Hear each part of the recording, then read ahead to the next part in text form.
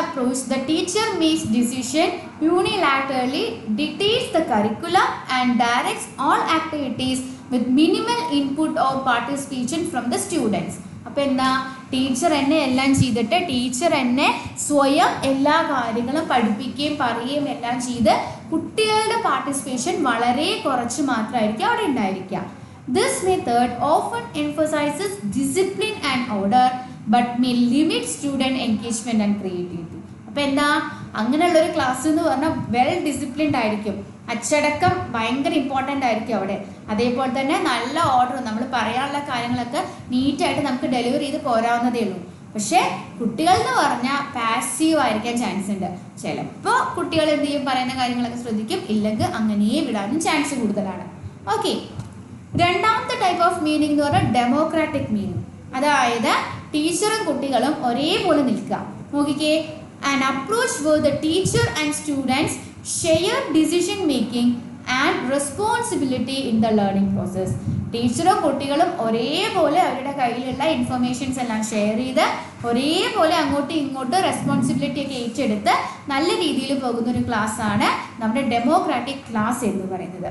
Then in this time, learners are encouraged to express their opinion, collaborate and participate actively in shaping the curriculum and classroom activities.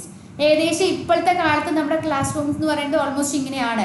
കുട്ടികൾ അങ്ങോട്ടും ഇങ്ങോട്ടും ഒരേപോലെ ഡിസ്കഷൻസും അവരുടെ അഭിപ്രായങ്ങളും ക്വസ്റ്റ്യൻസും ഒക്കെ നല്ല രീതിയിൽ ചോദിച്ച് അത്യാവശ്യം നല്ല രീതിയിൽ പോകുന്ന ഒരു ക്ലാസ്.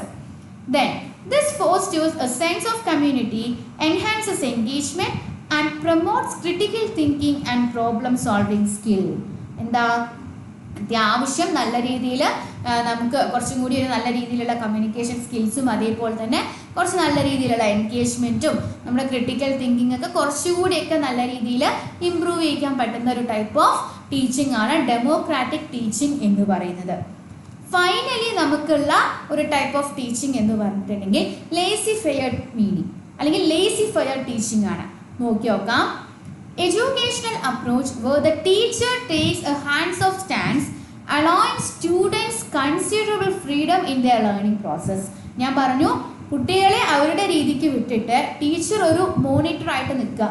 കുട്ടികൾ അവർക്ക് വേണ്ട കാര്യങ്ങളൊക്കെ ചെയ്ത് ടീച്ചർ എന്ന് പറയുന്നത് എന്താ, അത്യാവശ്യം ഫീഡ്ബാക്കുകളും ഒരു ഗൈഡ് ആയിട്ടാണ് അവിടെ നിൽക്കുന്നത്.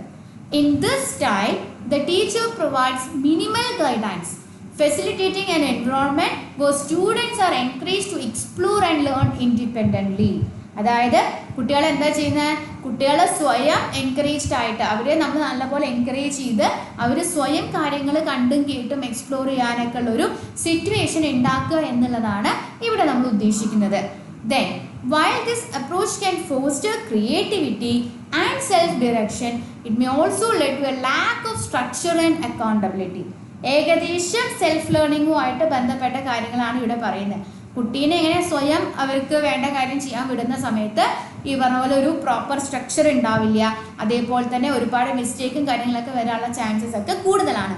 നമ്മൾ ഇതിൽ ലേസി ഫെയർ മീനിങ് അല്ലെങ്കിൽ lazy fair class rooms explain ചെയ്യുന്ന സമയത്ത് ഇത് നമുക്ക് കുറച്ചുകൂടി ഒരു സെൽഫ് ലേണിങ്ങുമായിട്ട് കണക്ട് ചെയ്യാൻ പറ്റുന്ന ഒരു അപ്രോച്ചാണ്.